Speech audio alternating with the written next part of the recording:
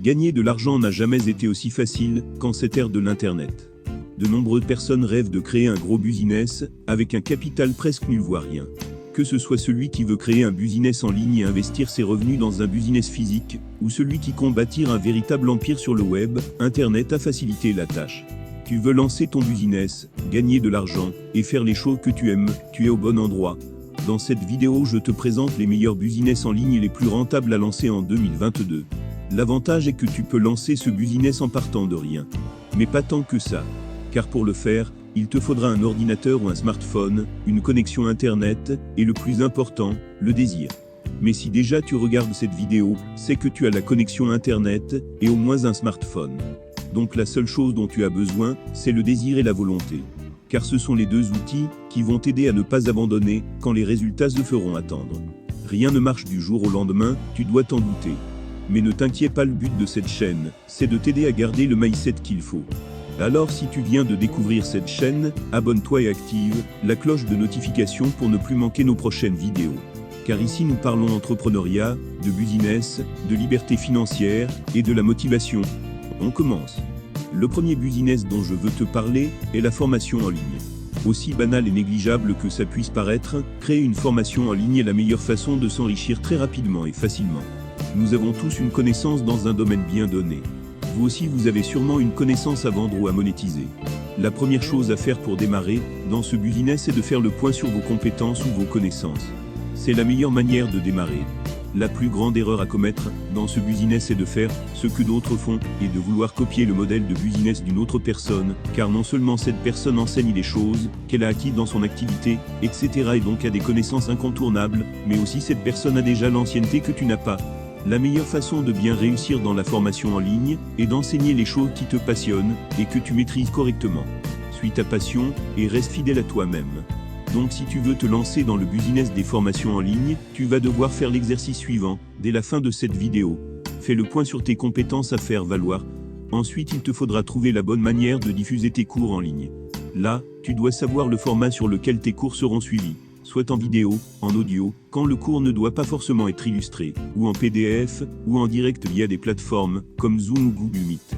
Pour te faciliter la vie, je te conseille de préenregistrer tes cours. Adopte donc des cours au format vidéo, PDF ou audio. Contrairement aux cours en direct, les cours préenregistrés te font gagner beaucoup de temps.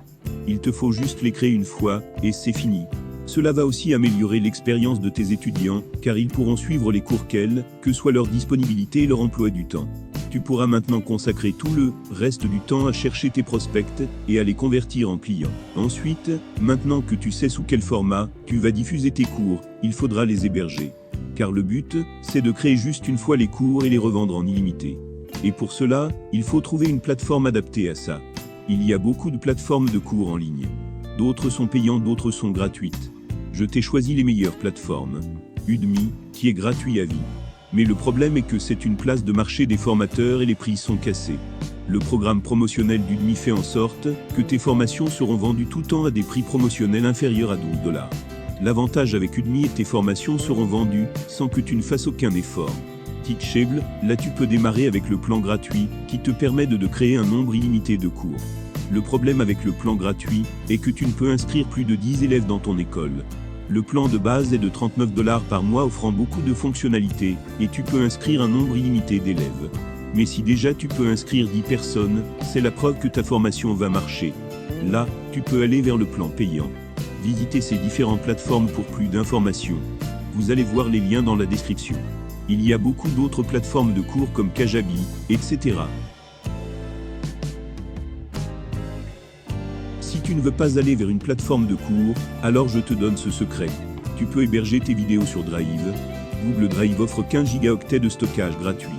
Le but sera de créer tes contenus de formation et de les héberger sur Drive. Tu peux créer plusieurs formations avant d'épuiser les 15 Go. Là, quand quelqu'un paie tes formations, tu lui envoies juste le lien des cours par mail tout simplement. C'est très cool. Ce que je viens de décrire est valable si tu veux faire du coaching en ligne. Aussi, vous pouvez créer un blog et proposer vos formations à travers ce blog. Après tout, créer un blog, c'est parler autour d'une ou plusieurs thématiques.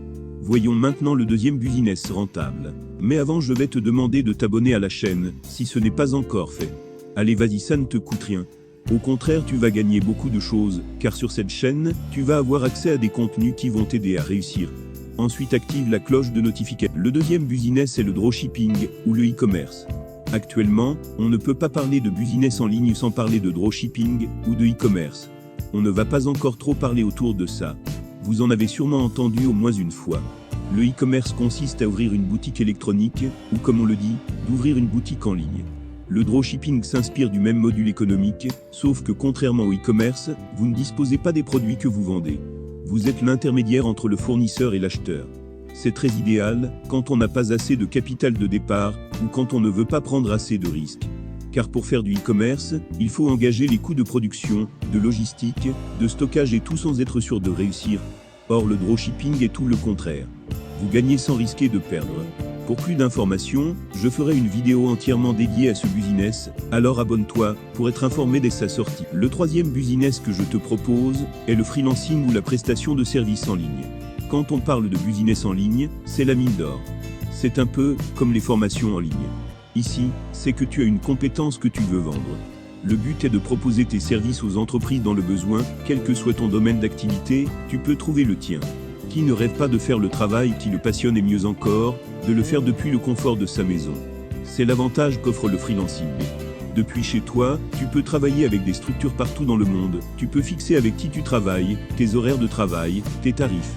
Tu es, comme on le dit si bien, ton propre patron. Ici, la première chose à faire, c'est de faire le point sur tes compétences, ensuite tu vas choisir comment trouver tes clients. Pour trouver tes clients en ligne, je trouve qu'il y a deux possibilités.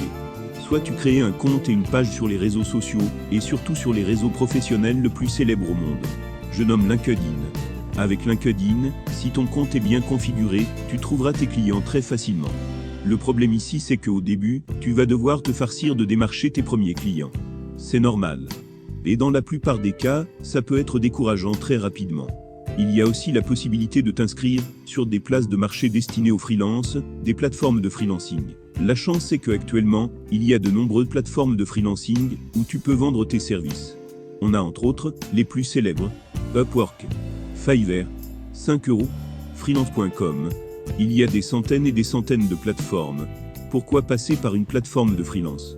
La raison pour passer par une plateforme de freelancing est que sur ces plateformes, il y a des multitudes de missions et d'entreprises à la recherche de freelance. Vous allez forcément trouver pour vous. Vous n'avez donc plus besoin de démarcher des clients ou de recevoir des « je vais vous revenir en pleine figure ». Vous gagnez également en temps et vous préservez votre dignité. Je sais de quoi je parle. À mes débuts, j'ai pris par là. Le deuxième avantage est que vous avez une sécurité et une garantie. Sur les plateformes de freelancing, vous êtes lié à chaque fois au client par un contrat et une garantie de paiement. Vous avez aussi un soutien de la part de la plateforme en cas de litige avec un client. Car autrement, en tant que freelance, le plus grand problème auquel vous serez confronté est le non-paiement de votre dû, ce qui n'est pas le cas sur les plateformes de freelance. Faites vos propres recherches sur la meilleure plateforme à choisir avant de vous lancer.